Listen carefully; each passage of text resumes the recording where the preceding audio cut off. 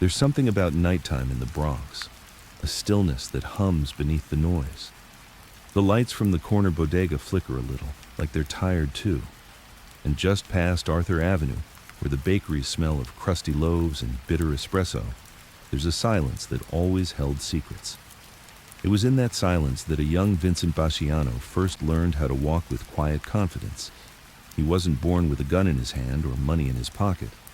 He was born in 1959, a Bronx kid with sharp eyes and a sharper smile. They'd call him Vinny Gorgeous one day, not because of the violence, not at first, but because the man never left the house looking less than perfect. Pressed suits, slick hair, manicured hands. Even when he was just a teenager helping out at his father's small store, he moved like someone who expected to be followed. Vincent liked order. Not the kind in books or schoolrooms. No, he left those behind early. He liked street order, knowing who owed who, knowing when to speak and when to stay silent. The streets had a rhythm. You didn't need to shout to be feared. You just needed to show up, calm and smiling, when it mattered. The Bronx in the 1970s was smoke and grit and asphalt heat. It wasn't a place for dreamers. It was a place where you took what you wanted, if you had the nerve. And Vincent, well, he wasn't the kind to ask permission. By the time he was in his 20s, he'd already made his way into the quiet circles, the kind of circles that met in the backs of restaurants and car service garages. Men with thick necks and soft shoes, old-timers who spoke slow and low. They saw something in him. Not just ambition, that was common, but patience, a calm ruthlessness. Vincent didn't beg, didn't boast, he just waited. And when the moment came, he always made the right move. He first caught the attention of Dominic Napolitano. Sonny Black, they called him, old-school Bonanno capo, had a way of knowing who to trust and who was faking it. Sonny watched Vincent work his way up, earning without chaos, collecting debts without needing a crew of gorillas. He once said, "Vinny's the kind of guy who'll smile in your face and break your kneecaps if he has to, but you won't see it coming. That's the kind of man we need." That kind of reputation grows slow, but when it sticks hard. Vincent kept his world neat. He ran a beauty salon in the Bronx, the kind of place with gold-framed mirrors and polished tile floors. He actually cut hair for a while, and through those doors walked neighborhood wives, off-duty cops, young kids needing a trim, and sometimes envelopes, thick ones, quiet ones. But nothing lasts forever. Not the peace, not the small-time game. In the mid-90s, chaos took hold of the Bonanno family. Bosses disappeared. Informants popped up like roaches. The commission was broken, and the old Cosa Nostra code, omertà, started to crack. That's when Vincent Basciano stepped in. Calm, measured, not loud, not flashy. Just like the quiet man from the Bronx always had been. He wasn't boss yet, but everyone knew it was only a matter of time. The streets changed in the 90s, not just the faces, but the rhythm too. Corners that once smelled of bread and fresh cement began to stink of cheap cigarettes and fear. The younger crews, they were loud, restless, craving quick money with no patience for silence. They played rap music too loud, shot their mouths off at clubs, talked about respect like it was something you could buy with a Rolex. Vincent, he didn't speak much, but when he did, it landed heavy, like a ringed fist on a wooden table. He still ran his Bronx salon, still kept his suits crisp, still made time for espresso and small talk in the mornings. But behind the eyes, there was movement. He was watching, calculating. And when the old world of the Bonanno family started to tremble, Vincent didn't run. He straightened his cuffs. Let me tell you something. A family without a boss is like a car with no driver. It may roll for a while, but eventually it crashes. In 1997, that crash came. Joseph Massino, the powerful boss of the Bonanno family, was indicted on multiple charges: racketeering, murder, conspiracy. With Massino tied up in the courts, the family needed someone to steady the ship. Not a hothead, not a thug. A businessman with ice in his veins. That's when Vincent was appointed acting boss. Acting, at first, but the truth, he already had the loyalty of the streets. See, Power in the mob ain't handed to you in a golden box. It's whispered into your pocket when a dozen guys owe you favors. It's earned when you're the last man standing in a room full of ghosts. Vincent kept it old school. He ran crews like chessboards, every move deliberate, no wasted pieces. He didn't allow drugs to be sold under his command, at least not openly. And when a guy stepped out of line, Vincent didn't shout. He'd invite the man for a drink. 2 fingers of bourbon, soft jazz in the background. And if the man was smart, he'd apologize before the ice melted. They said Vincent had 2 faces. One for the world, the polished, friendly neighborhood guy who'd give your grandma a free haircut. And the other, the face of a capo who'd greenlight a hit without blinking. The split made people nervous, but it also made them loyal. Because in that world, fear and loyalty often sleep in the same bed. One story floated through the streets like cigarette smoke. A loan shark under Vincent's wing had gone rogue, started skimming off the top, thinking nobody would notice. He thought wrong. Vincent didn't send a hitter, didn't pull a gun. He showed up himself, sat across from the guy at a small cafe near City Island, and with his hands folded neatly on the table, he said only 6 words: "You stole from your own blood." The man never spoke again, not because he was dead, but because some truths burn hotter than bullets.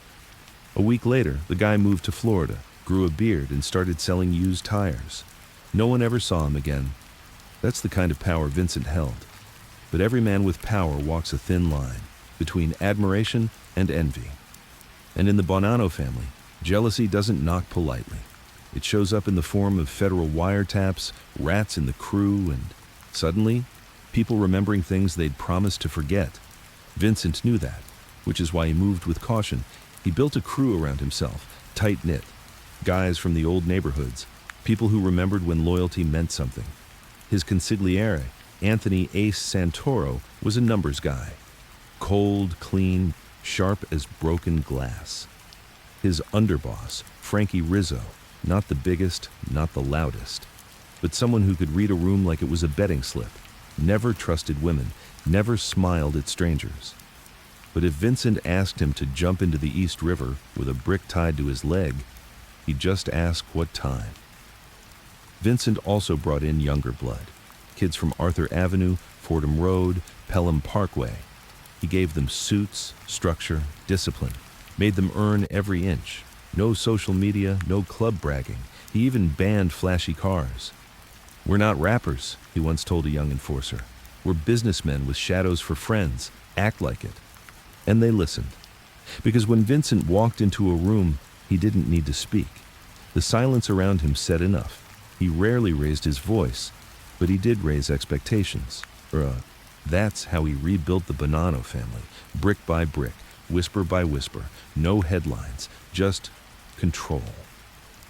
By 2002, Vincent Basciano wasn't just the acting boss, he was the family. He kept the books straight, kept the cops at bay, kept the soldiers fed. He even reached out to other 5 families, a sit-down here, a quiet drink there. No turf wars, no chaos. For a moment, it looked like he might do the impossible, bring the Bonannos back to their prime. But fate has a funny way of turning its head, because while Vincent was keeping his house in order, someone else was unlocking the back door. They called him Capo Joseph Massino, the former boss, a man facing life behind bars. And when the sentence got heavy, Joey did something no Bonanno boss had ever done. He flipped. The first boss in Mafia history to become a federal informant. And suddenly, everything Vincent built was under a magnifying glass. It didn't matter how clean he kept his books, or how silent his crew was. When a boss testifies, the walls start to sweat. The FBI started listening. Phones tapped, cars followed, neighbors questioned, and worse, guys started disappearing. Some went underground, some straight into witness protection. Vincent felt it. He saw the cracks forming, but he didn't panic. He stayed calm, smiled more, slept less. He started hosting late-night meetings in the back of an old Italian bakery, one that closed at 10 p.m. but smelled of fresh cannoli long past midnight. In those back rooms, he spoke softly, about loyalty, about legacy, about what it meant to carry the weight of history in your chest and still sleep with both eyes closed. But sleep was becoming harder to find. Because when a man wears two faces and the law starts peeling the skin off both, even the sharpest minds begin to falter. Vincent would sit in his living room at 3 a.m., the city quiet outside, only the hum of a refrigerator keeping him company. He'd stare at the photos on the wall, his boys, his wife, his old crew at the racetrack in '98, and he'd think about the choices, the risks, the rules he never broke, and the ones he bent just enough. Because in the Mafia, you never get old clean. Not really. And somewhere out there, he knew a wire was running. A friend was blinking too fast. A cousin was making one too many phone calls. And still, he never ran. He stood tall. He showed up to every meeting, every sit-down, every whispered warning. Because Vincent Basciano didn't fear dying. He feared being forgotten. The city didn't sleep the way it used to. In the old days, after midnight, you could still hear jazz floating out of basement clubs, and the streets had their own kind of heartbeat, slow, steady, like a lullaby sung in sirens and footsteps. But by the early 2000s, New York was different, cold in ways that had nothing to do with weather. Too many lights, too many eyes, even the shadows felt thinner. Vincent Basciano used to love walking the city at night. It cleared his head. Let him think. But now, every step felt like someone was watching. And the thing was, they were. Because Joey Massino had flipped, the former boss of the Bonanno family, a man who once sat at the top of the table, who was toasted in back rooms from Brooklyn to Boca, was now wearing a wire. It was unthinkable, unimaginable. A betrayal so deep, it shook the bones of men who'd sworn oaths in blood. Massino wasn't just giving up soldiers or old jobs. He was naming capos, sitting bosses, family traditions that had lasted for generations. And sitting right in his crosshairs was Vincent. See, the feds had been circling for years, but Massino, he gave them the map. Suddenly, Vincent's meetings, the ones held at bakeries and barbershops in the backs of restaurants, they weren't just business, they were evidence. Little did he know, the very men nodding along with him across the table might have had wires strapped under their shirts. The betrayal didn't come with a bang, it came with a smile. That's the thing about the life. It's not always the outsiders who destroy you. Sometimes it's the man who once stood next to you, hand on your shoulder, promising loyalty. Vincent wasn't blind to it, he felt it. Something in the way people looked at him started to shift. The respect was still there, but there was a layer of fear behind it, not the fear he had earned, not the kind that came from reputation. This was different. This was fear of being close to a man whose name was now written on federal documents. He started keeping his circle tighter. No more late-night walks, no more long talks with guys who suddenly couldn't make eye contact. He stopped answering some phones, changed cars twice in a week, and when he spoke to his underboss, Frankie Rizzo, he chose his words with surgical care. "They're looking to make a movie out of me," he said one night, low and tired. "And I don't even get to write the script." Frankie didn't say much. He just nodded. They both knew what was coming. They just didn't know when. And then it came. April 2004. Vincent Basciano was arrested, indicted on racketeering and murder conspiracy charges. It wasn't a quiet thing. The feds don't do quiet when they want headlines. They rolled in with cars, agents, jackets that screamed FBI in big block letters. Neighbors peeked out of windows. Kids stopped bouncing basketballs. And just like that, the man who once ran the Bronx like it was his private kingdom was led away in cuffs. No tie, no jacket, just silence. They held him at the Metropolitan Detention Center in Brooklyn. Gray walls, cold floors, and nothing but time. Now, here's where things get strange. Because in jail, Vincent didn't crumble, didn't beg, didn't weep. He adapted. He cleaned himself up each morning, as if he still had meetings to run, ironed his shirts with folded towels, kept his hair slicked back, just the way he always did. Even locked up, he refused to look like a broken man. But on the inside, he was thinking. There was a trial coming, and the government wasn't just going after him for racketeering. They wanted murder. Specifically, the hit on Randolph Randy Pizzolo, a Bonanno associate who'd fallen out of favor. Pizzolo had been shot dead in 2004, the same year Vincent was arrested. The feds claimed Vincent ordered the hit from behind bars, using coded messages passed through visitors. They said he was still running the family from a jail cell. Vincent denied it, always cool, always composed. But the evidence, well, it had teeth, tapes, testimony, and worst of all, Massino himself. Joey Massino took the stand, wore a suit, spoke like a businessman. But every word he said was a bullet in Vincent's direction. He painted Vincent as power-hungry, controlling, merciless, said he was building a deadly legacy, one body at a time. Vincent sat through it all, barely flinched. But when the trial recessed for lunch, he would sometimes stare out the courthouse windows at the city he used to own. And he'd think about the past, about the first time he handed an envelope to Sonny Black, about the nights in the Bronx when he was just a kid with a clean fade and a head full of ambition, about the family dinners, the whispered deals, the nights spent polishing shoes before a sit-down. All of it fading into dust. There's a weight in knowing your life's work might get rewritten by strangers. That every choice, every order, every handshake is now Exhibit A. Vincent wasn't afraid of prison. He was afraid of being misunderstood. In his mind, he wasn't a monster. He was a man keeping order in a world built on chaos, a man who played by the rules he was handed, a man who never begged, never broke, never ran. But the jury didn't see it that way. They saw the tapes, heard the voices, watched the evidence stack like bricks, and in May 2006, Vincent Basciano was convicted. The sentence? Life in prison without parole. No more night walks, no more quiet espressos on the corner, no more Arthur Avenue smiles. He was sent to USP Florence ADX, the Alcatraz of the Rockies, a place for the most dangerous men in America, terrorists, cartel kings, serial killers, and Vincent Basciano. They gave him a cell, concrete, steel, silence. He spent 23 hours a day inside it, 1 hour alone in a cage outside, no windows, no crowds, no noise. And yet, they say he never stopped grooming himself, still pressed his clothes, still combed his hair, because even in a cage, Vincent Basciano was never going to look like a victim.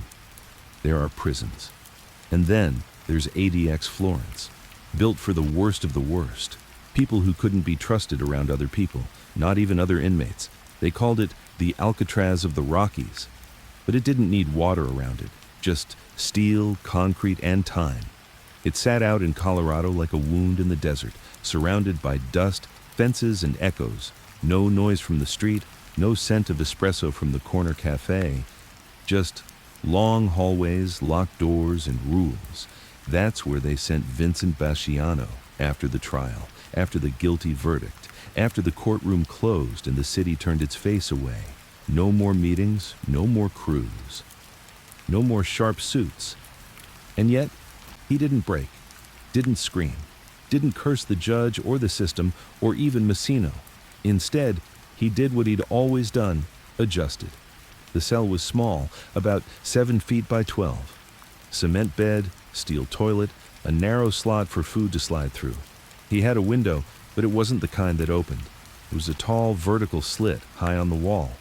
You couldn't see much, just sky, sometimes a sliver of moonlight if you looked at the right time.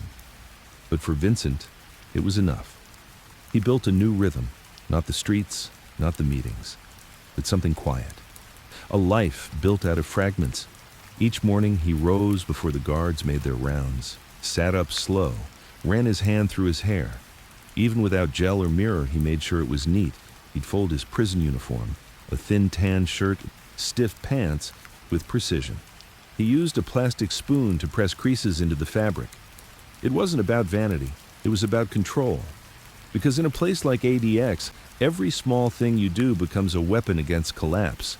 He made his bed like he was still expecting guests. He wiped down the sink after each use. He never left his books scattered. Even in prison, Vinny Gorgeous refused to live sloppy. He had a small selection of books, legal texts, history, old Mafia biographies, some twisted versions of stories he'd actually lived. Sometimes he laughed at the lies they printed. One book claimed he used to carry a diamond-studded knife. Another said he ordered a hit in a bakery while eating cannoli. "What do they know?" he muttered once. "I never ate sugar after noon." But there was one book he kept rereading, a leather-bound edition of Marcus Aurelius's Meditations, the words of an emperor, a man who held an empire in his hand and still questioned his own mind. Vincent found peace in those pages, not forgiveness, not redemption, but clarity. Because there's something strange about solitude. It strips away the noise, the applause, the fear, the fake friends. And all you're left with is your own voice. Vincent started writing letters, not to anyone in particular. Some went to lawyers, some to his sons. Most were never sent. They were more like conversations with ghosts. He'd write about the early days, the corner store his father ran, the way his mother folded sheets, the sound of the Bronx when it rained. And sometimes, he'd write about the men he buried, figuratively and literally. He never confessed, not outright, but he didn't hide from it either. He wrote about Randolph Pizzolo, about the feeling of betrayal, about what it cost to order silence in a world that never stops talking. He never asked for pity, never used words like regret. But between the lines, there were cracks, lines that trailed off, sentences he didn't finish, like one that simply said, "I wonder if he saw it coming, and if he was relieved." The prison let him have 1 hour of recreation a day, alone, in a cage, like an outdoor kennel with steel bars above and concrete below. Some inmates used the time to scream at the sky, others just walked in circles. Vincent? He stood still, let the wind hit his face, closed his eyes and listened to nothing. That hour was the closest thing he had to church, to confession, to freedom. Some days the guard said he would whisper to himself, names, dates, sometimes just the word Arthur. Maybe he was talking to the street, maybe to the dead. But every time the door opened, he straightened his back and walked back inside as if he was walking into a boardroom. You see, power doesn't always die in handcuffs. Sometimes it just changes shape. Even locked away, Vincent had influence. Through lawyers, old favors, unfinished debts, there were still men on the street who carried out jobs in honor of the old boss. He didn't ask, didn't order, but they did it anyway. Because loyalty, real loyalty, doesn't vanish when the bars close. And yet, the nights were long. Inside that cell, sleep became a stranger. He used to sleep like a king, head on silk, knowing his world was in his hands. Now, every night felt like a test. He'd lie awake, eyes open in the dark, counting, not sheep, not breaths, but enemies, one by one. Not the ones the FBI knew, not the ones in the newspapers, the real ones. The ones who smiled too much, who paused before answering, who vanished just before the indictments dropped. Each name, a whisper in the dark. And when he finally slept, his dreams were not kind. Sometimes he saw Massino, not in court but in a chair across from him, smiling like they were still brothers. Sometimes he saw Pizzolo, walking toward him with a drink, blood on his shirt, saying nothing. And sometimes he saw himself, younger, dressed in a perfect suit, walking through the Bronx like a king. But the streets were empty, and no one recognized him. Time slows inside a place like ADX. Not in hours or minutes, clocks still tick, but in the mind, where every sound echoes louder than it should, and every memory arrives like a guest that refuses to leave. For Vincent, the walls of his cell weren't just concrete, they were screens, projecting scenes from a life once filled with whispers, power, betrayal, and blood. He didn't ask the past to visit, but it came anyway, especially at night. Lying flat on the thin mattress, eyes tracing the cracks in the ceiling, he found himself pulled back to the early days, long before the indictments, before Massino, before the throne. back when the Mafia still felt like a code, not just a business. He was in his 20s then. The Bronx still smelled like fresh bread and garbage trucks. He remembered standing on the sidewalk outside his father's store, a toothpick in his mouth, watching older guys in Cadillacs roll past like they were kings of a lost world. They didn't shout, didn't wave money, but they had presence. Men like Sonny Black Napolitano, who nodded instead of speaking. And when he looked at you stood straighter without knowing why. Vincent had earned Sonny's respect early, not with violence, not at first, but with control. He wasn't flashy like some of the younger guys, didn't blow cash at clubs or chase fame. He understood that in the mob, the most dangerous man in the room is the one who's already thought 5 moves ahead. He'd sit in back rooms, low lighting, smoke curling toward the ceiling, and just listen. He remembered his first real lesson. There are 3 kinds of men in this life, Vinny, Sonny once told him. The one who talks too much, the one who listens, and the one you never see coming. Vincent chose to be the third. He earned. He kept quiet. And slowly, the doors opened. Capos started giving him responsibilities. First collections, then loans, then the small things that looked like nothing on paper, but were really tests. One time, a bag of money was left in his trunk. No instructions, no explanation, just a bag. $75,000. He didn't touch it, didn't ask questions, just drove it where he was told. That night, he didn't sleep. Not because of guilt, but because he knew someone had just decided whether he lived or died. When he handed off the bag the next day, the guy at the garage smiled and said, "You passed." After that, everything moved faster. He opened the beauty salon in the Bronx, kept it clean. No obvious criminal activity, just good tips and steady hands. It became a meeting place, not for deals, but for presence. The feds might not understand this, but in the life, presence is power. Let people see you. Let them know you're calm. Let them fear you without raising your voice. Vincent mastered that. And it wasn't long before he came into Massino's orbit. Joseph Massino, the last real boss of the Bonanno family before it all fell apart. When they met, Massino wasn't warm. He wasn't the hugging type. He looked at Vincent like a tool he might one day use, tested him, watched him. But over time, a strange bond formed between them. Not friendship, something colder, like steel recognizing steel. They didn't joke, didn't laugh much, but they understood each other. Massino was a survivor. He'd lasted through wars, through rats, through the fall of the commission. Vincent respected that.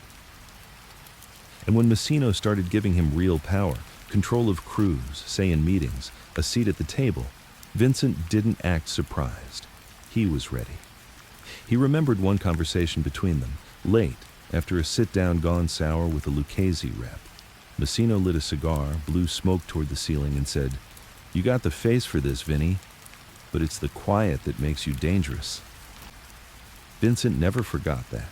But what haunted him now, inside that cell at ADX, was how Massino turned.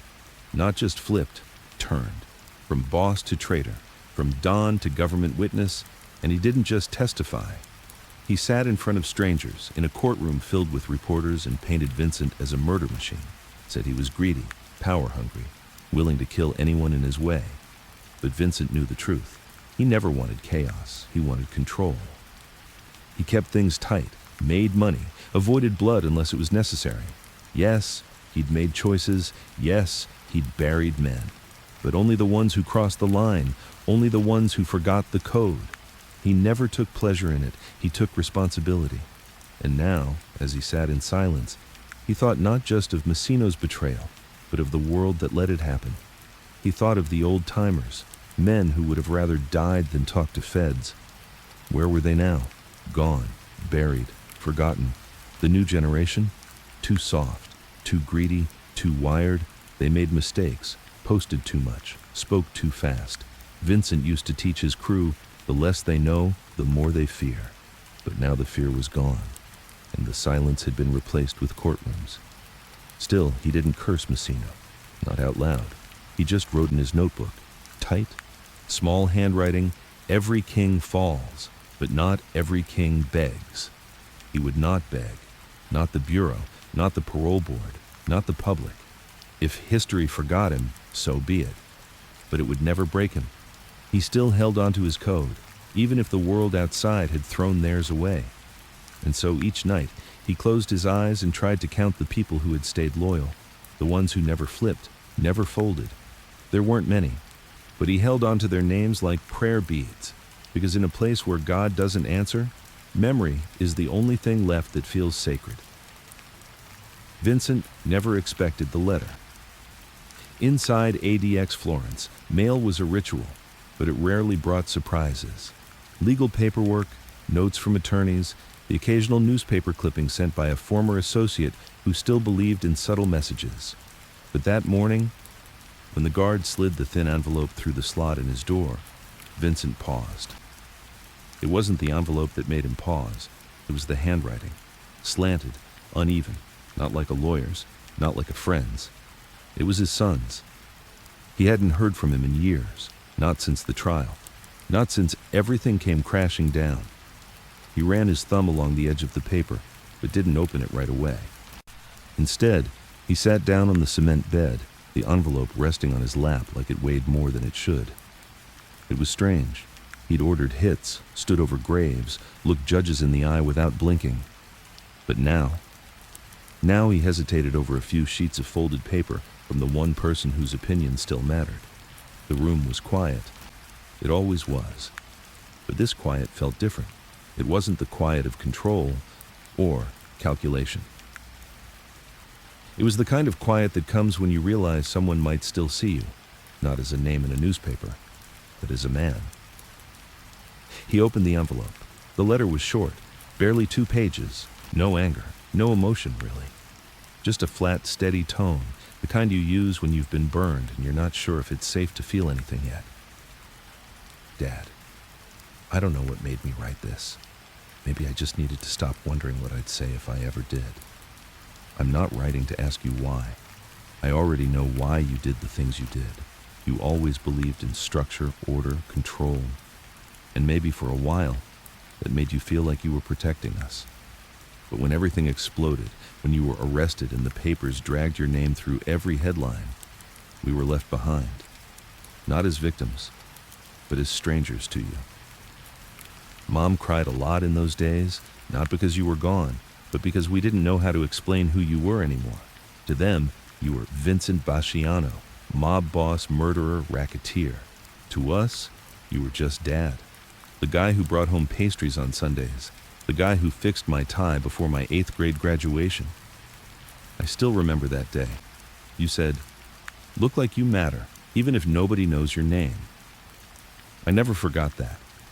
I don't hate you, but I don't know if I forgive you yet either. I'm writing this because you were part of who I became, and I needed you to know I'm still here. No closing, no "love your son," just a signature, Dad. Vincent read it again, and then again. The words didn't hurt. They didn't tear him apart. No, they hollowed him. Because for the first time in years, someone had spoken to him without fear. Not as Vinny Gorgeous, not as the acting boss of the Bonannos, but as a father. And that title was the one he had never truly learned how to wear. He folded the letter carefully, tucked it into the inside cover of Meditations by Marcus Aurelius like it belonged there, among the quiet wisdom and forgotten truths. That night, he didn't sleep. He sat on the edge of his bed, hands locked between his knees, staring at the wall like it owed him something.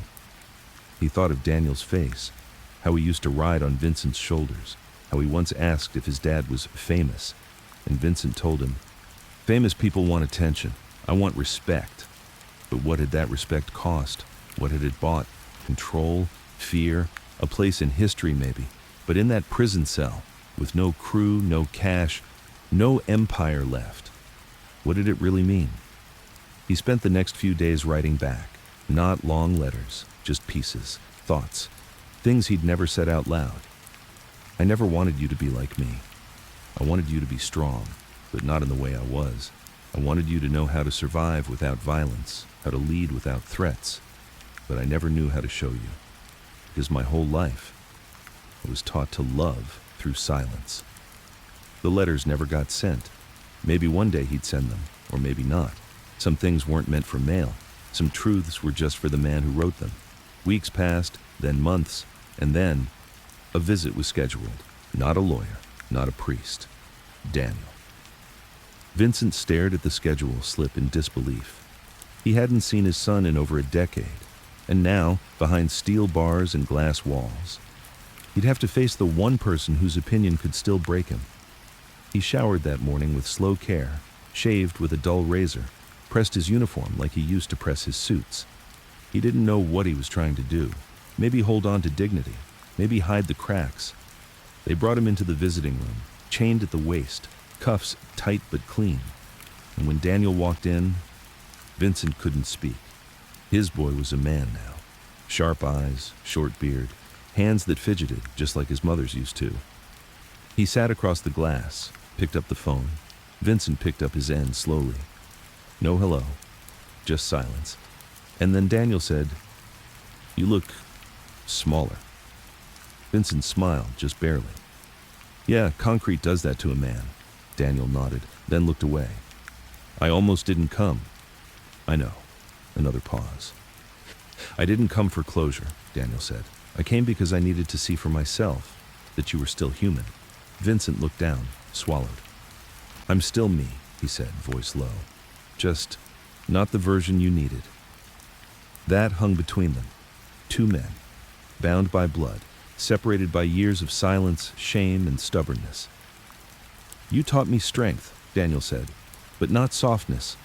Vincent nodded, "because I didn't know how to give it." Another silence. But this one wasn't painful. It was cleansing. Daniel stood after 15 minutes, didn't promise to return, didn't offer forgiveness. But he said one thing before he left. "I see you now." And Vincent, for the first time in that place, behind bars, under lights, with no suits, no soldiers, no name left to protect, felt something shift. Not freedom, not hope, but truth. And sometimes, that's the only thing that keeps a man alive when everything else is gone. In the weeks after Daniel's visit, Vincent stopped writing. Not because there was nothing left to say, but because too much was coming up at once. Thoughts he'd buried, truths he'd ignored, memories that used to make him feel strong, now arriving like echoes from a man he no longer recognized. He sat longer in silence, a kind of silence that wasn't about control anymore. This silence was raw, uncomfortable. It forced him to look at himself not as a boss, not as a legend, but as a man without armor. And for the first time, Vincent started to wonder, had he ever really been respected, or was it just fear? It was a sharp thought, one that didn't let go. Because fear gets things done, sure. People jump when you call, doors open without knocking, debts get paid with interest. But respect, real respect, that's different. Respect makes people tell the truth when you're not in the room. It means they speak your name with weight, not warning. It means they carry your legacy, not your ghost. Vincent started replaying old conversations, sit-downs, deals. The men who used to line up outside the Bronx salon, waiting with envelopes, smiles too wide, eyes darting sideways. They called him boss. But how many would have taken a bullet for him? How many came around because they believed in the man? Not just the money, not just the muscle. He remembered Ralphie Mazza, one of his earliest earners. Ralphie used to say, "You don't gotta love the boss. You just gotta fear him enough to never find out what happens if you don't." At the time, Vincent agreed, nodded. Even repeated that line to younger soldiers like it was gospel. But now, alone in a box with nothing but sky above, he saw what it really meant. It meant you were never safe, never secure, never truly loved. The empire you built was always balancing on silence. And when the silence cracked, when one guy flipped or folded or panicked, everything came down like glass. There were moments now when Vincent would wake up sweating, not from nightmares, but from something worse, understanding. He understood that he had built his world like a fortress, layered with rules, tradition, style, and image. But inside, it was hollow. He'd wanted order, and yes, he'd created it. He had made the Bronx calm, profitable, predictable, but he had never built connection. His men feared disappointing him, but they never confided in him. His son had grown up admiring his confidence, but never trusted his presence. His wife, well, that was a story Vincent rarely let himself revisit. He remembered their last conversation before the trial. She had looked at him with tired eyes, not angry, not broken, just done. "You don't know how to live without being in control," she had said. "Even in love, you think you're the boss." He hadn't answered her then. He didn't know how, because she was right. To Vincent, love had always felt like a risk, a vulnerability, an opening. And in the life he lived, openings got people killed. So he loved through silence, provided through money, protected through threats. He thought it was enough. But now he saw it for what it was: distance, fear, and eventually, emptiness. He once believed that legacy was written in reputation, that the whispers in the street would carry his name like a crown. But what if the whispers were just warnings? What if they didn't admire him? What if they just didn't want to be the next to disappear? He remembered the day he ordered the hit on Randolph Pizzolo. Pizzolo had been insubordinate, sloppy, disrespectful in front of others. He'd mocked Vincent behind his back, said he dressed like a movie mobster, questioned his leadership. Word got back, as it always did, and Vincent, calm as always, gave the nod. Just one nod. And days later, Pizzolo was found face down in the street, 4 bullets in the back of the head. At the time, Vincent felt nothing. It was a necessary act, a message. But now he remembered Pizzolo's mother at the funeral. She hadn't screamed. She hadn't cursed anyone. She just stood there, holding a photo of her son as a child, and whispered, "He was a good boy. He just lost his way." Vincent didn't feel guilt. He wasn't built like that. But he felt something else, a shift. Maybe all those bodies, all those silences, all those orders whispered behind doors. Maybe they weren't strength. Maybe they were just symptoms of fear dressed up like control. He had confused fear with respect and control with security. And now, with no one left to impress, no one to obey him, he finally saw the truth he had run from his whole life. He was never in control. Not really. The streets had a rhythm, but it was never his. The men followed, but only because they feared the alternative. And once the law caught up, once Massino flipped, once the power faded, so did the loyalty. He thought of Massino again, not with rage, just with a strange, cold clarity. Massino hadn't betrayed the life. He had revealed it. He had done what they all swore they'd never do, but maybe deep down, they all knew it was possible. Even Vincent. He had judged rats all his life, called them cowards, weak. But now he saw something darker. Maybe they were just tired of pretending, and that terrified him more than betrayal ever had. Because what if he had been pretending too? Pretending that suits made him honorable, that fear made him powerful, that silence made him wise. What if the whole empire had been an illusion? The lights flickered in his cell. Standard maintenance. He didn't move. He sat on his bed, hands clasped between his knees, and stared at the floor. He whispered to himself, barely audible. What was it all for? No answer came, just the hum of fluorescent lights. But in that moment, for the first time, Vincent Basciano allowed himself to feel small. Not weak, not broken, just small. One man in a long, long story. One chapter in a book that would be rewritten by people who had never walked the streets of Arthur Avenue, who never knew the quiet rules of loyalty, who never counted envelopes in silence or gave orders with a single nod. And that, somehow, was freeing. Because once the illusion falls, once the armor cracks, all that's left is truth. And maybe, just maybe, that's the beginning of something real. In the solitude of his ADX cell, There came a night when sleep refused to arrive. Vincent had gone through the motions, bed folded, toilet flushed, books stacked precisely the way he liked, Marcus Aurelius on top, a dictionary underneath, as if the weight of words might balance the weight of regret. He closed his eyes, but his mind, it opened, and what came in wasn't fear. It was names. Names he hadn't said aloud in decades. Names that once filled his calendar, his phone book, his dinner table. Men who were alive in memory, even if they were long gone in flesh. Anthony Santoro, his consigliere, precise, loyal, sharp. A man who always knew the numbers, how much came in, how much went out, how much blood was required to keep the books balanced.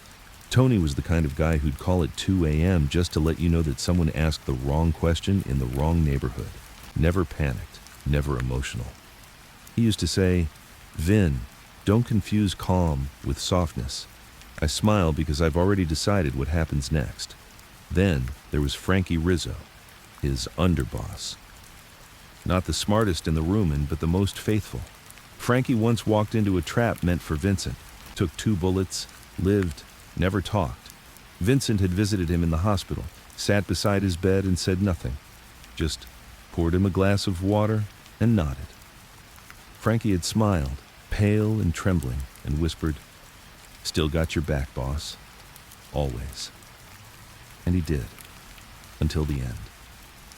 Frankie died a year before Vincent's arrest. Liver failure, too many drinks, too much stress. Vincent didn't cry, not then. But in this cell, in the hollow hours when silence feels like skin, he remembered that hospital room like it had just happened. He remembered Johnny C., too. Johnny Clean Caruso. Earned his name because he never left a mess. If Johnny handled it, it was done. No bodies found, no bullets left behind, no questions asked. Johnny once told Vincent, "I sleep best after a job, nothing louder than a world that's quiet." Vincent had envied that, because for him, the world was never quiet. Even now, with no visitors, no phone calls, no crew, there was a noise in his head that never stopped. It wasn't the sound of guilt. Guilt was for men who wanted forgiveness. No, this sound was different. It was the sound of unfinished business, unspoken apologies, deals made in whispers, warnings ignored. He thought of Luca Martelli, a name no one else probably remembered. Not a capo, not a killer, just a kid. 18, maybe 19, wanted to prove himself. Vincent had told him to sit tight. "Be patient, kid. That's how you last in this life." But Luca didn't wait. He botched a pickup, got spooked by a street cop and ran. Drew heat on a location that was supposed to stay cold. The next day, Vincent had to decide. Teach him a lesson or make an example. He made the wrong call. Luca's body was found in the river. No note, no questions, just whispers. Vincent never spoke about it again, not even to the men who carried it out. But now in this cell, he saw Luca's eyes, not in anger, just confusion. As if the kid had died still trying to understand why the man he looked up to had signed his name onto silence. Vincent turned over in his bed, pulled the blanket over his chest. But the ghosts weren't finished. They weren't screaming. They didn't come to haunt. They came to ask one thing. Was it worth it? And Vincent, he didn't have an answer. What was it? The power? The respect? The nights where he walked into rooms and all conversations stopped? Sure, those moments had weight, but they didn't last. They never do. The suits faded, the cash got seized, the crews scattered or flipped, and what was left? This, a cell, a name spoken only in documentaries, a life rewritten by prosecutors and authors who never knew what it felt like to run a neighborhood with a nod instead of a knife. He sat up, swung his legs over the edge of the bed. The room was dark, but not pitch black. There was a soft line of moonlight cutting across the floor through the tall vertical window. He stared at it, thought about light, how it always finds a way in, even in the deepest place. He whispered to no one in particular, "I kept the peace, didn't I?" The words didn't echo. Nothing echoed in ADX. The soundproofing was too perfect. But in his own head, the silence answered, yes. But at what cost? There had been a time when he believed he was doing what was necessary, the justice of the streets, the order of the old ways. But now he wondered, was he just repeating the same violence he once promised himself he'd avoid? He remembered when he was just a kid, standing outside his father's shop, watching wise guys walk past like gods. He had thought, I'll be one of them, but smarter, cleaner, better. But was he? Or had he become just another story, another cautionary tale, another name on a list of men who tried to master the game, only to become part of its wreckage? He stood up, walked to the window, looked up. The stars were faint, barely visible. But they were there. And for a moment, just one, he let his hand rest on the cold concrete wall. A small gesture, not regret, but something close to it. The next morning, the guard asked if he was okay. Vincent nodded, but his face, it had changed. Something in the eyes, softer maybe, or just tired in a different way. He went through his routine, made his bed, cleaned his sink, pressed his uniform with a spoon. But that night, when he sat down to write, he didn't reach for his legal notes or his letters to Daniel. He pulled out a fresh sheet of paper, stared at it, and then, slowly, he began to list names. Not enemies, not informants, but ghosts. Men he'd buried, friends he'd outlived, soldiers he never got to say goodbye to. The list wasn't for revenge or for record-keeping. It was a memorial, one only he would ever read. At the top he wrote, "This is who I carry." Then he wrote, Frankie Rizzo, Johnny C., Anthony Santoro, Luca Martelli, Nico D'Angelo, Benny O., Sal Red Carbone, Raymond Marullo, Tony Napolitano, Joey Campari. Names that had weight, that meant something once. Names that had shaped him even if they never meant to. When he finished, he folded the list, tucked it under his mattress, then he lay back. No dreams came that night, but the quiet, it felt different. Not empty, just still. Legacy is a word people throw around when they're still trying to matter. It sounds strong, proud even, something that lasts, something solid. But inside that concrete cell in ADX Florence, Vincent Basciano was learning a different truth. Legacy isn't carved by your own hands. It's whispered by those who outlive you. And that can be the cruelest part of all. He used to believe that what he built in the Bronx would speak for itself. The order he kept, the money he moved. The peace he enforced without bullets, most of the time. He thought the streets would remember, that his name would ride on the tongues of corner boys and old-timers like a legend. But legends fade faster than people like to admit, especially when the headlines have done the rewriting. And Vincent had been rewritten in documentaries, in court transcripts, in podcast episodes hosted by kids who weren't even born when he took his first envelope on Arthur Avenue. They painted him in extremes: cold, violent, beautiful, dangerous, charismatic, vain. Some of it was true, some of it wasn't, but none of it was his voice.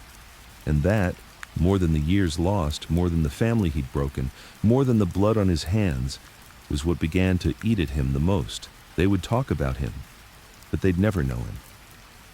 And there's a difference between being feared and being understood.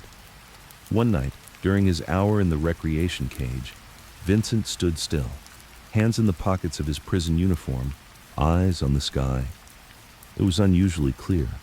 Colorado sometimes gave him that, a sky big enough to remind him he was small.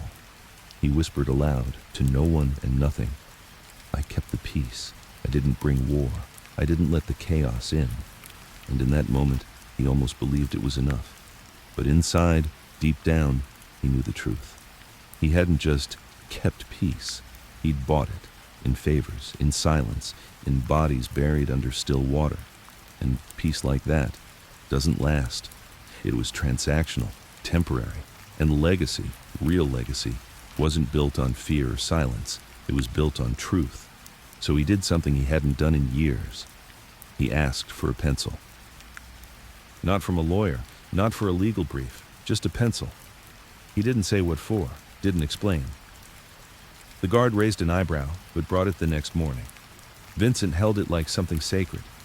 Not because it was sharp, but because it was honest. Pencils don't lie. They don't let you type and delete. They don't hide behind grammar. They scratch. And they leave a mark. He asked for a stack of blank paper. Nothing fancy. Just space. And then he began to write. Not letters, not statements, but his story. Not the version the courts heard, not the one told in courtrooms or behind closed doors, his. He started with the Bronx, the cold streets, the chipped bricks, the sound of trains rattling past the window in the middle of the night. He wrote about his mother's hands, always warm, always moving, and the smell of garlic that soaked into every curtain of their apartment. He wrote about the first time he saw a man in a suit with respect in his eyes, not because he was rich, but because he was feared correctly. He wrote about the first envelope, the first nod, the first decision that made his stomach twist, but also made him feel like someone. He didn't spare himself. He wrote about the hits, the betrayals, the lies told with clean shoes and a handshake. He wrote about the day he let a friend die because loyalty demanded it. He didn't excuse it. He just put it down. For days, maybe weeks, he kept writing. He didn't count the pages. He didn't read them back. He just wrote. Sometimes until his fingers cramped, until the pencil dulled into a stub, until the silence of the cell felt like it had finally been filled with something real. And somewhere in the middle of all that writing, he stopped trying to protect his image. He started trying to understand the man he had been. There was a moment, a quiet one, late in the night, when he paused, looked at the paper, and wrote just one line across a clean sheet. I thought fear was enough, but I was just scared of being ordinary. He underlined it, twice. Then he sat back, put the pencil down, and let the silence return. But this time, the silence felt earned. Not punishment, not regret, just reflection. Like the end of a long conversation with someone who finally tells you the truth. Later, a guard would ask if he wanted to send the writing to someone. Vincent shook his head. Not yet, because he didn't write it for them. Not for Daniel, not for a publisher, not for the press. He wrote it because he owed himself the truth. For the first time in his life, he had nothing to gain, no crew to impress, no enemies to threaten. Just one man, in a box with a pencil and a past too heavy to carry in silence any longer. And in some strange way, that was freedom. Not the kind the courts could give, not the kind bought with blood, but the freedom that comes when you stop lying to yourself about who you were, when you let the ghosts come, not to haunt, but to witness. The envelope came on a Tuesday. It was plain. No return address, no stamp from a lawyer's office, just his name, handwritten in ink that looked rushed. Vincent had been in the middle of copying a few more pages from his story, the one he'd been writing in secret, when the guard knocked and slid the envelope through the slot. He looked at it for a long time before touching it. He'd grown careful about surprises. In prison, the unexpected never meant good news. And yet, there was something familiar in the way the name was written, something about the curve in the V and the tilt of the B. He tapped the envelope once with his fingertip like he was checking a pulse, then slowly opened it. Inside were three things: a single folded page, a photo, and a name at the bottom that pulled the breath from his chest. The letter read, "I've kept my mouth shut for 20 years, but I guess I needed to say this before it's too late. You never knew what you did for me. You think of yourself as cold, maybe even evil, but I owe you my life. I never forgot that night in '98 when you told me to take the train out of the Bronx and never look back. I listened, and I lived. Now I've got 2 daughters, a small business, a life that feels borrowed from someone else's story. But it was really your decision. You didn't need to warn me, but you did. And maybe that means there's still some part of you that knew how to protect, not just punish. I don't want anything. I just wanted to say, thank you. You never knew it, but you were my last chance. Nico D'Angelo." Vincent didn't move for a long time. He held the photo in his hand, a small, blurry image of Nico, older now, standing beside two young girls with backpacks. They were smiling in front of what looked like a bakery. It hit him like a slow wave. Nico. That name hadn't passed his lips in decades. Another ghost from another lifetime. Back then, Nico was just a skinny kid from Belmont, half Irish, half Sicilian, too loud, too eager, always trying to prove he belonged in a world that would chew him up and spit him out without blinking. Vincent had tried to keep him at arm's length. The kid was impulsive, clumsy, but he had heart. And heart, in their line of work, was dangerous. Nico got into trouble with a loan collector named Ricky Hooks Del Vecchio, a guy who didn't forgive late payments, especially not from nobodies like Nico. One night, Vincent got a quiet call. No yelling, no begging. Just one of his guys saying, "The kid's got hours, maybe. Hooks is looking to make an example." Vincent didn't think twice. He found Nico at a rundown bar in Yonkers, eyes wide, hands shaking, a busted lip and bruises already starting to bloom. He didn't yell at him, didn't slap him around. He just sat beside him, ordered 2 whiskeys, and said in a low voice, "You can stay and die, or you can disappear and live." Nico looked at him like he was speaking a foreign language. Vincent handed him $600, barely enough for a one-way trip and a start somewhere small. "There's a train leaving Grand Central in 90 minutes, he'd said. "Get on it. And if you ever come back, you won't see me again, but you'll feel it." Nico left that night, never came back. And Vincent, he didn't think about him again, not because he didn't care, but because in his world, you don't carry the people who walk away clean. You let them stay clean. And you hope the dirt never catches up. Now, sitting alone in his concrete cage, photo in hand, Vincent felt something heavy and unfamiliar. Grace. He hadn't expected to leave anything behind that resembled goodness. His hands had signed off on too many bad things. His silence had cost too many lives. And whatever good he thought he'd done was usually for control, not kindness. But this letter, this fragile note from a man who should have been buried years ago, it reminded him, maybe there were cracks in the armor, even then. Maybe he had known deep down that fear without compassion is just tyranny. Maybe in the coldest parts of him, something warm had survived.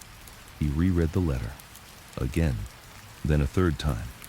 Each word came slower, not like a letter from a friend, but like a message from a past he thought had forgotten him. He sat on the bed, photo in one hand, letter in the other, and slowly, he smiled. Not the smile of power, not the grin of a man who'd won a game, but the soft, tired smile of someone who thought everything he'd built had crumbled and just found one brick still standing. That night, he didn't write. He didn't read. He just lay down and let the stillness settle around him, this time not as punishment, but as a blanket, a quiet moment of something close to peace. The next morning, he folded the photo and placed it inside his book, not Marcus Aurelius this time, but the notebook he was filling with his life. Under Nico's name on the list of ghosts, he added one more line. Still breathing, still smiling, still mine. He didn't need to explain it, because for the first time in years, he didn't feel like a man being forgotten. He felt like a man who, in one tiny way, had made something better. And in a life defined by control, fear, and silence, that was something to hold on to. The first thing Vincent noticed was the envelope. Not its color, not the seal. Those were plain. But the smell. New paper, not prison grade. This was bookstore paper, crisp, professional, expensive. He hadn't smelled paper like that in years. He picked it up with a kind of reluctant curiosity. The return address was a publishing house out of Brooklyn. He didn't recognize the name. Cassie Rhodes. Who the hell was that? He opened the envelope slowly. Inside was a letter, typed, not handwritten, 3 pages, neatly stapled at the top left corner. Vincent sat down on his bed and began to read. Mr. Basciano, my name is Cassie Rhodes. I'm a writer and researcher. I've spent the last 6 years studying organized crime in New York, especially the history of the 5 families. Your name comes up often, sometimes truthfully, sometimes not. I've read court transcripts. I've interviewed former detectives, attorneys, journalists, even 1 or 2 of your former associates. They all have their version of you.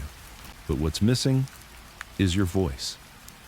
I'm writing to ask if you'll allow me to tell your story, not the headlines, not the FBI's version, yours. I'm not interested in glorifying you or vilifying you. I want the truth from the only man who can still remember it clearly. I've included a contract from my publisher. We're prepared to offer payment to your estate or legal fund as per Bureau of Prisons rules. But money isn't why I'm writing. I'm writing because your silence has lasted long enough. You're the last of your kind, Mr. Basciano. When you're gone, your story will belong to people who never met you. Let's write it, while you still can. With respect, Cassie Rhodes Vincent let the letter rest on his knees for a long time. The edges curled slightly under his fingers. He didn't know what he expected when he started reading. Some journalist looking to twist his life into another Netflix drama, a college kid chasing Mafia nostalgia. But this was different. She didn't beg. She didn't flatter. She didn't threaten. She just asked. And she asked the one question that had been sitting in the back of his head for years. Who gets to tell your story? Vincent stood up, paced slowly. The cell didn't give him much room, but he walked anyway, a soft rhythm of footsteps against cold concrete. He remembered how many times his name had been printed in headlines. Vinny Gorgeous, Bronx boss turned killer, the last peacemaker of the Bonannos, Mafia's most vain man jailed for life. Vain, vicious, stylish, stone-hearted. None of them were wrong, but none of them were whole either. He'd never tried to correct them. That wasn't his way. Let them say what they want, he told himself. But now, in this final stretch of life, when the silence was no longer power but punishment, he felt something shift. Not ego, not vanity, just a need to be understood, not for the world's approval, but for himself. He sat back down, read the letter again. He didn't trust her, not fully, not yet. Everyone wants something. But the way she'd written it, the tone, she wasn't selling a product. She was asking for access to a man, not a myth. That night, he didn't sleep. He kept hearing that line. When you're gone, your story will belong to people who never met you. Was that his fate? To be remembered as a caricature? A villain in someone else's movie? A punchline on a podcast? Or could he take one last swing at telling the truth? Even if it hurt, even if it meant revisiting things he'd buried so deep, he didn't know if he could reach them anymore. He reached under the bed, pulled out the worn notebook. Not the pages he'd written already. He started a fresh one. At the top, he wrote in careful block letters, "If I tell you my story." Then he paused, stared at the blank space beneath it, and wrote, "You don't get to forgive me. You don't get to hate me. You just get to understand me." He didn't sign it. He didn't need to. The next morning, he called the counselor. Said he wanted to authorize a controlled correspondence with a journalist. The man looked surprised. Vincent hadn't asked for much in years. "Name?" he asked. "Cassie Rhodes," Vincent said. The counselor nodded. "I'll start the process." That was it. No drama, no hesitation, no long explanation, just a quiet green light. A few days later, her reply came, typed again, but warmer, personal. She thanked him, said she'd send over a list of questions. Nothing probing at first, just background, details. She made one thing clear. "I won't publish anything without your consent. If you change your mind, we stop." Vincent didn't write back right away. He waited, let the words sit, and then he began to answer. Not like a man defending himself, but like a man giving directions on a map that no one else could draw. He told her about his father's hardware store and how the smell of oil and sawdust still stuck to his memory like glue. He told her about his first tailored suit and how he felt like a king even though he could only afford it on loan. He told her how Sonny Black had once told him, "Control the room with your silence, not your shouting," and how he lived by that line longer than he probably should have. He told her about the hits, not all the details, but enough to make it clear he had blood on his hands, and he never flinched. But what he told her most was why he did what he did. "Because the world doesn't respect weakness," he wrote, "and I'd rather be feared than forgotten," she wrote back. Her tone didn't change.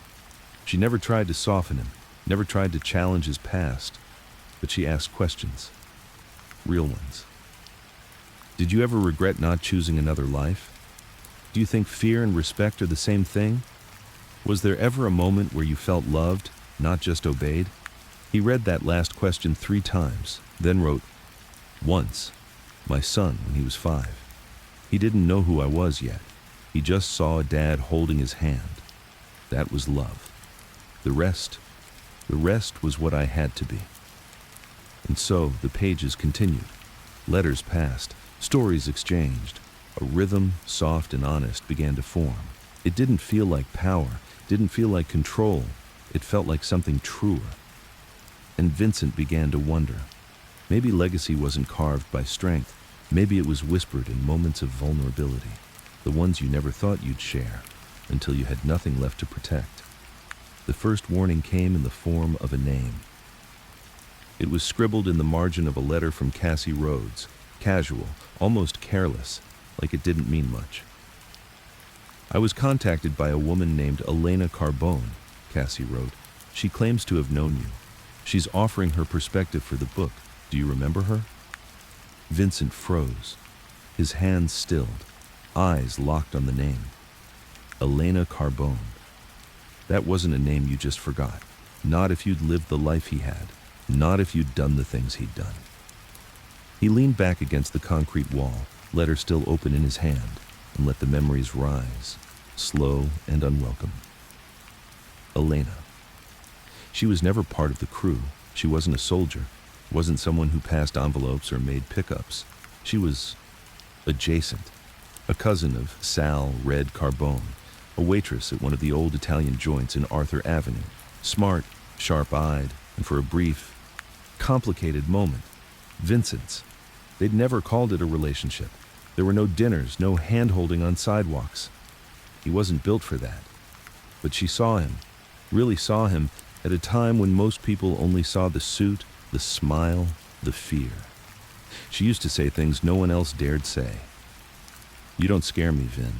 I just feel bad for the part of you that's always waiting for the blade." They had a rhythm. Coffee after her shift. Conversations in back alleys. Soft arguments in the dark where she questioned his choices with a calm that felt dangerous. And then she disappeared. Not suddenly, but over time. First, she stopped calling. Then she stopped showing up at the restaurant. The last time he saw her, she told him, "You think silence is power, but one day it's going to bury you." He hadn't thought about her in years. And now she wanted to speak to the same writer he'd been trusting with his truth. He folded the letter, set it down, didn't move for a while, because he already knew Elena didn't forget. And if she was talking now, it was because she had waited long enough. Cassie's next letter arrived 5 days later, longer this time. He could tell she was careful with her words. "I spoke with Elena. She told me things I hadn't read in the papers, things that aren't in your version. She doesn't want revenge, but she wants balance. She says you were never cruel to her, but you were never honest either. She told me about Sal Carbone, about what really happened to him. I'm not here to judge you, Vincent, but if we're going to tell your story, we have to let others tell theirs too." Sal Carbone. That name wasn't a ghost. That name was a wound. Sal had been one of Vincent's most trusted men in the mid-90s. Not flashy, not loud, just effective. He ran a few small rackets in Queens, loan sharking, protection, nothing that drew headlines. But he got careless, started pocketing more than his cut, got too cozy with a cop on the take. Vincent confronted him once, in private, calm, but Sal swore on everything that he was clean. "I'd never do that to you, Vin," he said. "We're family." Vincent didn't believe him, not fully, but he didn't make a move, not right away, because of Elena. Sal was her blood, and Vincent didn't want her name anywhere near blood on pavement. So he waited. But waiting didn't change what happened next. 6 weeks later, Sal was found in a car trunk near Flushing, 2 in the chest, 1 in the eye. Official story? An unsanctioned hit, someone acting rogue. But Vincent knew. He'd made the call. Not directly, not with his voice, but with his silence. And Elena, she never said a word, until now. The next time he wrote to Cassie, his tone had shifted. Not defensive, not angry, just aware. If you're going to let her speak, he wrote, don't let her turn it into poetry. That life wasn't beautiful. It was teeth and concrete and money that always came with someone's name attached to it. But if she wants to talk, let her talk. She knew what I was, even if I didn't want to say it out loud, Cassie replied quickly. She's not trying to romanticize it.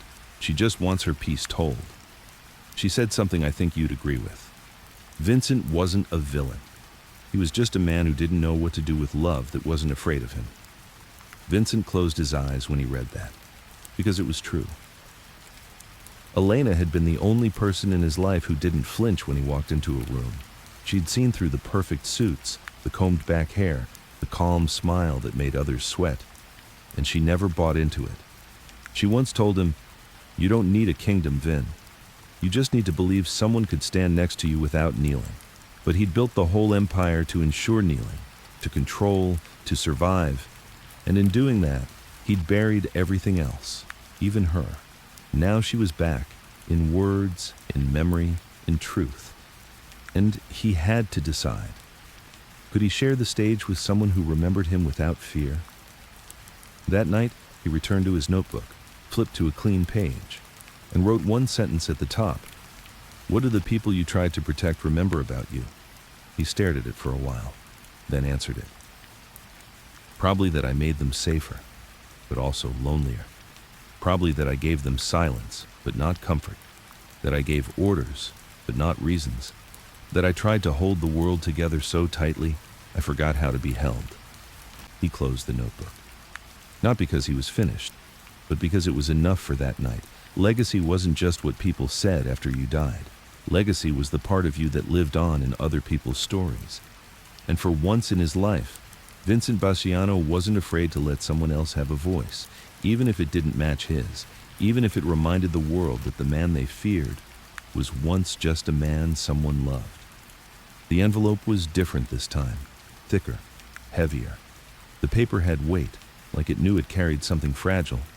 Vincent could tell it was her words inside, Elena's. Cassie had warned him.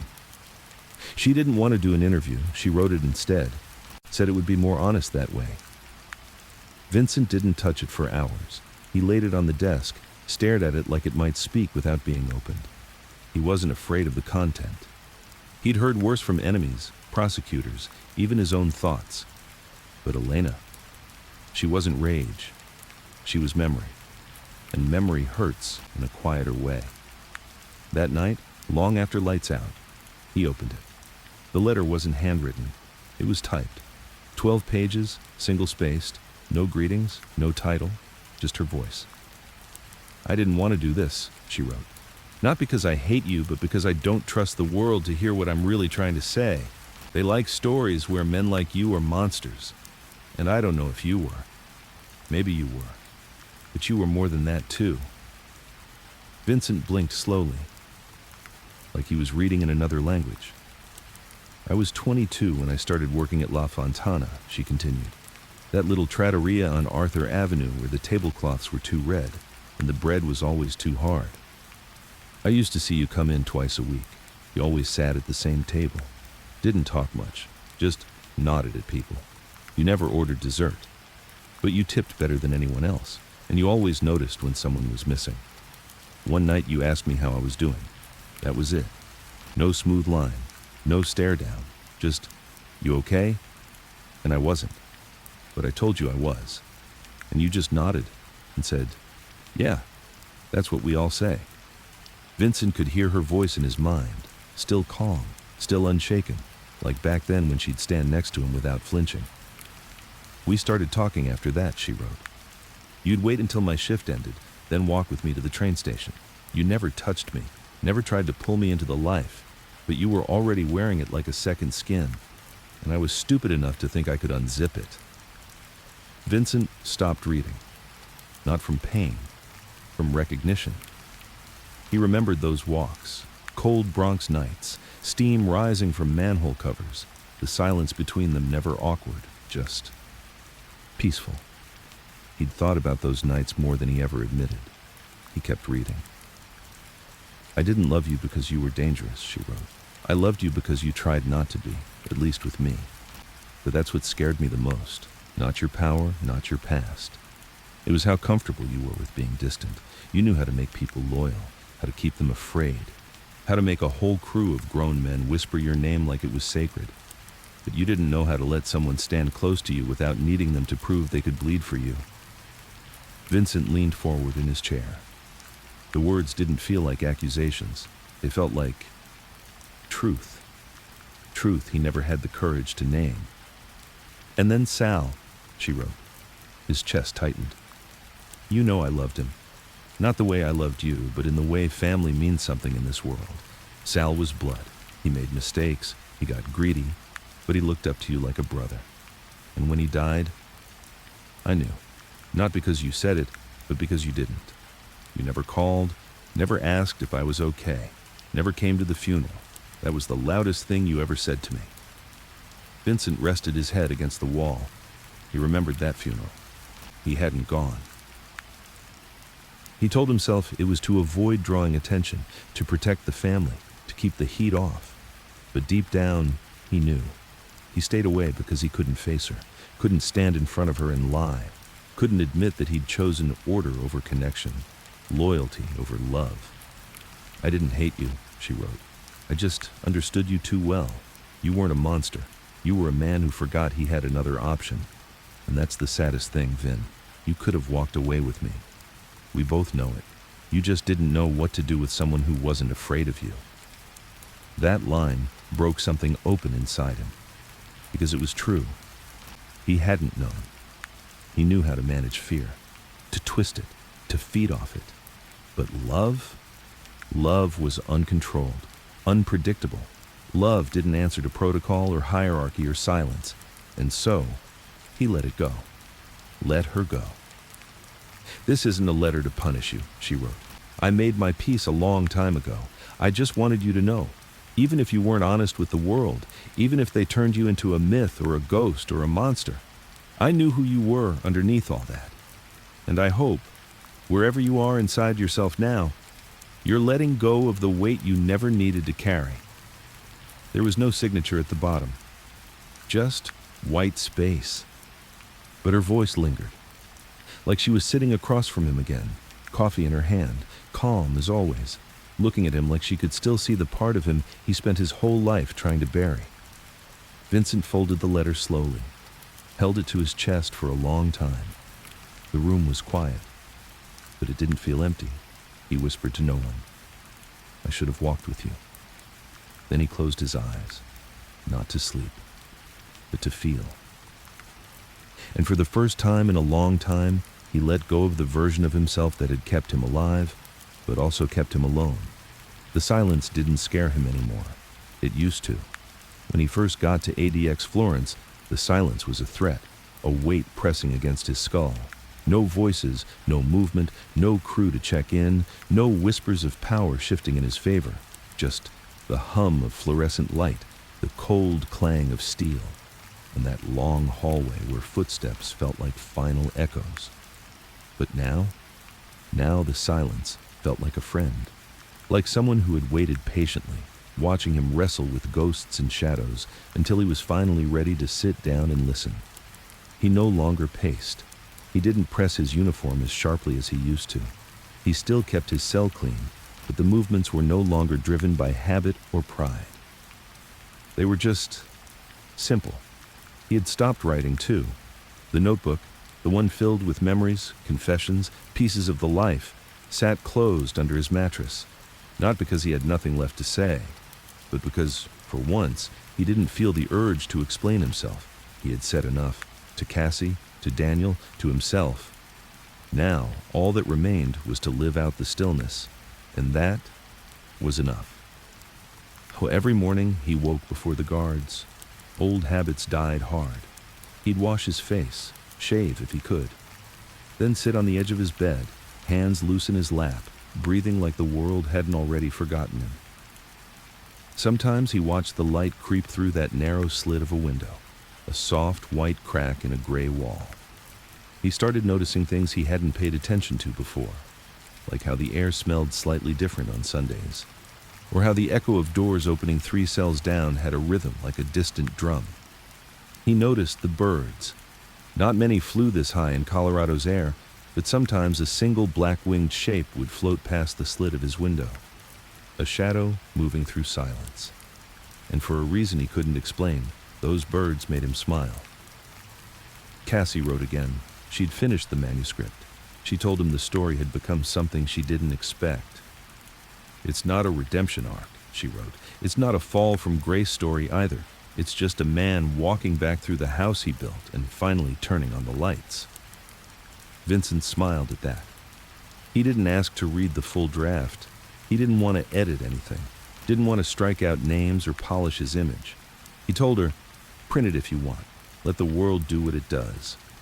I don't need to own it anymore." And he meant it. There was a freedom in letting go, in no longer curating the myth, in not worrying who misunderstood him or feared him or cursed his name in secret. He was done performing. For decades, his life had been a stage. His suit the costume, his silence the script, his smile the mask. Now, there was no audience, and he didn't need one. One afternoon, a guard asked him something unexpected. "You always this quiet?" he asked, leaning casually against the bars during the head count. Vincent looked up. "Wasn't always," he said, "but the noise didn't do much for me in the long run." The guard laughed. Young guy, maybe 28, still green around the edges. "You used to be someone big, huh?" he asked. Vincent shrugged. "That's what they said." The kid tilted his head. "You miss it? The life?" Vincent took a breath. Not rushed, not dramatic, just honest. "I don't miss the life," he said. "I miss the feeling that I mattered." The guard didn't say anything for a second, then nodded. "Yeah, I get that." Then he walked on. And Vincent sat there, eyes back on the wall, thinking about how that short exchange meant more to him than most of the meetings he'd had in back rooms full of made men. Time moved slower now, not painfully, just gently. Meals came. He ate, walked in his hour of recreation, sat, read sometimes, but mostly he reflected. He thought about Daniel. Still no new letters. But that was okay. Vincent didn't need constant contact. That one visit, that moment where his son looked through the glass and said, "I see you now." It was enough. He thought about Elena, about how she'd found peace on her own terms, and how she'd written not with bitterness but with grace. She had every right to hate him, but she didn't. And that stayed with him more than any sentence a judge ever gave him. He thought about Nico D'Angelo, the kid who lived, about how small gestures, a warning, a train ticket, can ripple into entire new lives. And he wondered how many lives he had broken without ever knowing, and how many he had saved without ever trying. It didn't balance the scale. Nothing would. But it mattered, even if just a little. Sometimes he dreamed, not of blood, not of violence, but of conversations he never had. He'd dream of sitting at his father's kitchen table, the smell of tomato sauce in the air, his hands still young and calloused from sweeping the floor of the family store. In the dream, his father would say, "You could have fixed shelves for the rest of your life and been proud."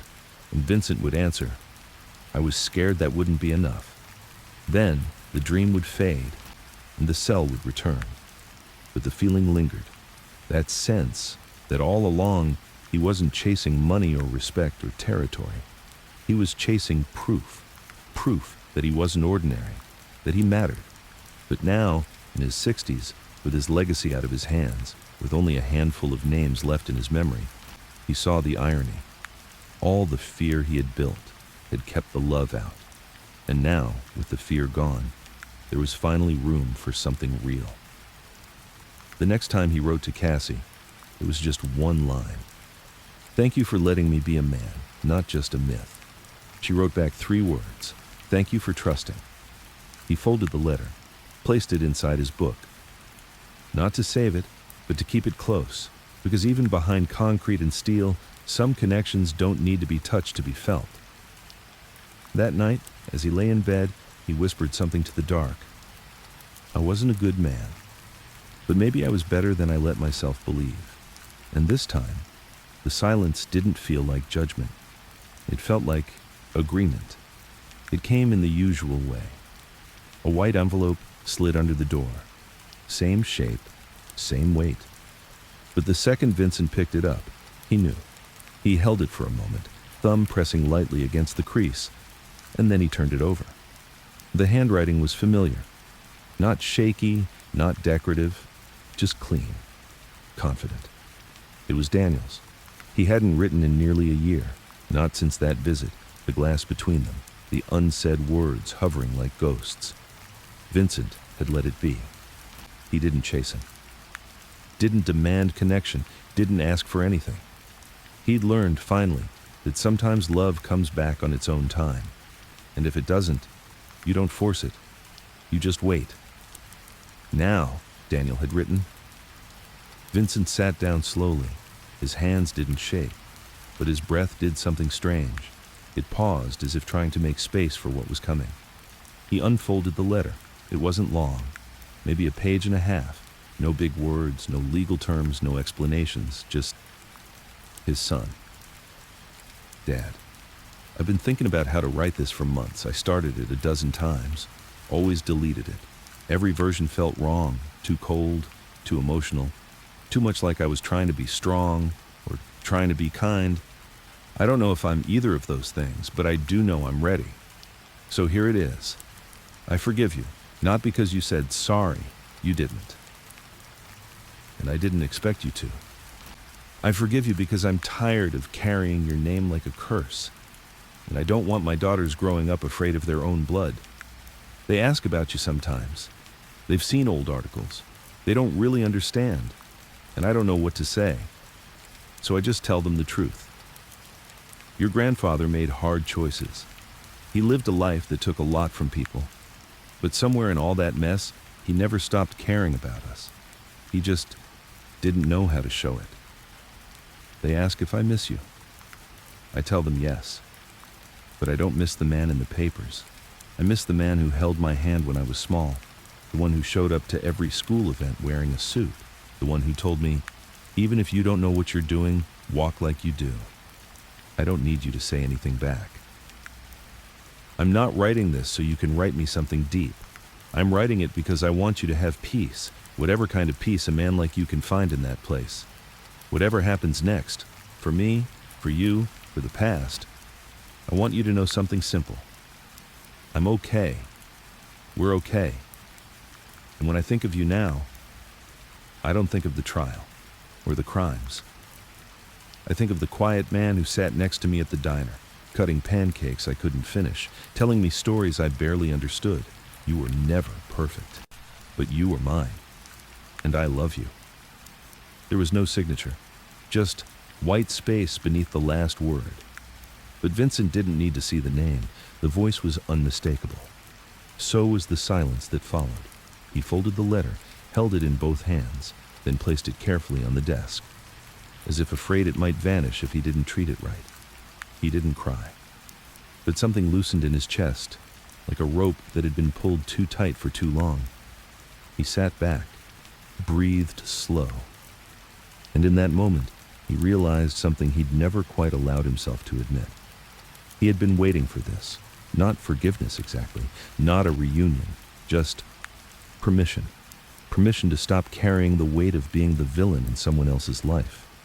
Permission to let the world be what it was, and still believe that something good might come from him. That night, he didn't sleep, not from guilt, not from pain. He just lay still. letting the silence hum around him like a lullaby. He thought of Daniel's words, "You were never perfect, but you were mine." And for the first time in years, he felt enough. Not powerful, not feared, not respected, just enough. He thought of all the years he'd spent trying to build a kingdom. Every move calculated, every relationship framed in terms of risk and gain. And in the end, the only thing that mattered was a few sentences from a grown man he hadn't held in decades. Love, it turned out, didn't require an empire, just a letter, and someone willing to write it. Over the next few days, Vincent didn't talk much to anyone. Not that he ever had. But even the guards noticed something different. A softness, maybe, or the absence of that constant undercurrent of tension he used to carry like armor. He still walked during his hour outside, still folded his clothes, still combed his hair, but the performance was gone. This wasn't about dignity anymore. It was about being real, even if the only one watching was himself. Cassie wrote again. The book was being prepared for release. It would go out next year. She asked if he wanted a copy. Vincent smiled as he read that line. He took a pen and wrote her back. "No, I lived it. Let the world read it now. I don't need to look back anymore." And that was true. The past would always be with him, in names, in dreams, in scars that never healed. But it didn't own him anymore. He had told his story. Let others tell theirs. And somehow, through all of it, the blood, the silence, the concrete and steel, his son still saw a man worth remembering. Not worshipped, not excused, just remembered. And that was more than most men ever get. In the corner of his cell, under a thin mattress, were all his letters, his notes, his story. They sat in silence, like stones. And one day, when the silence of this place finally swallowed him, maybe someone would find them. Maybe they wouldn't.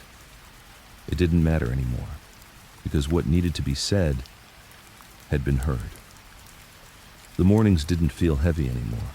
That was the first thing he noticed. For years, Vincent had woken with a weight in his chest, a silent pressure. The kind you don't name, you just carry. Regret, anger, loneliness maybe. It had lived with him like an uninvited roommate, always there, always whispering. But lately, that feeling had gone quiet. Not disappeared, just faded into the background. Like a noise you'd lived with so long, you didn't realize how loud it was until it stopped. He still rose before the guards, still washed his face with cold water, still folded his bedding like he had somewhere to be. But now, his movements weren't armor. They were just his own. There was no one left to impress, no message to send. He had no crew, no territory, no power. And he was finally, honestly, okay with that. Vincent had lived in ADX Florence for nearly 2 decades. He had watched the prison change subtly over the years. New guards, stricter rules, fewer faces he recognized. Some died, some flipped, some faded. He had outlasted them all, not because he wanted to, but because, in some twisted way, life had a funny sense of irony. He used to believe he would go out in flames, a bullet, a betrayal, something dramatic, fitting of a man like him. But no. Instead, he woke up each day to concrete and stillness, and he learned to live with it. Then, somewhere along the line, he stopped surviving and started being. That was the real surprise. There was a new warden now, young, professional, not the kind of guy who would have survived 5 minutes on the streets Vincent once ruled. But he was respectful. He'd visited Vincent once, briefly, after the book was released. "I read it," he said. "Your story." Vincent had raised an eyebrow. "Didn't think it was your type of read." The warden had smiled. "It wasn't, but it stuck with me." They didn't say much else, but as the man left, he turned and added, "You know, some people only ever leave behind damage. You left behind a story." And for the first time in his life, Vincent didn't brush the compliment away. He just nodded. The book had come out quietly. No blockbuster headlines, no splashy articles. But it moved through small circles. Law students, crime historians, even ex-cops who'd spent years chasing his shadow. Cassie had sent him a letter. It's not a bestseller, she wrote, but it's being taught. People are studying your life not just as crime history, but as a portrait of silence, of consequence, of the weight of choices. Vincent folded that letter slowly. He'd never wanted to be studied, never wanted to be pitied either. But if people were reading it without needing to label him as hero or villain, if they could just see him as a man, then that was enough. He wrote her back. Let them read. I've got nothing else to hide. One afternoon, he received something unexpected. A photo, sent through legal channels cleared by the Bureau. It was Daniel, older now, gray in the beard, smile softer than before. Beside him were two girls, his daughters, Vincent's granddaughters. One was missing her front teeth, the other had a ponytail and a gap-toothed grin. They stood in front of a brown brick building, hand-painted sign above it that said, Daniels, Taylor and Sons. Vincent laughed out loud when he saw it. Sons? Even with daughters, the old name stuck around. He stared at the photo for a long time, not with sadness, not with longing, just with quiet pride. The man he'd failed to raise the right way had still turned out better than he deserved. That was legacy, too. Vincent knew the end was near. Not death, not immediately, but the final act, the last few scenes. He could feel it in his bones, how they didn't move the way they used to, how sleep came more often and stayed longer. The doctors checked him every few months. Blood pressure, liver, heart. They didn't say much, just scribbled on their pads. But Vincent knew. Time was folding in, not with panic, not with dread, with peace. He'd made his choices, buried friends, built a name, lost it, spoke his truth, listened to others, got a letter from a son who still called him Dad, and now there was nothing left to run from. One night, lying on his bed, he thought back to the first time someone had called him boss. It had been in a whisper, a kid, barely 20, handing him an envelope outside a butcher shop. Here you go, boss. It had made him feel immortal, like he'd finally arrived. And now, decades later, lying in a cell that held nothing but air, he smiled at how foolish that had been. Because being called boss never made him feel as whole as being called dad. And that was the line he wanted remembered. Not the power, not the fear, not the legacy. Just the fact that, in the end, he'd made peace with himself. And with that, the story could end. Not with gunshots, not with sirens, not with an empire collapsing, just with silence. And maybe, for a man who ruled through silence, that was the most fitting ending of all.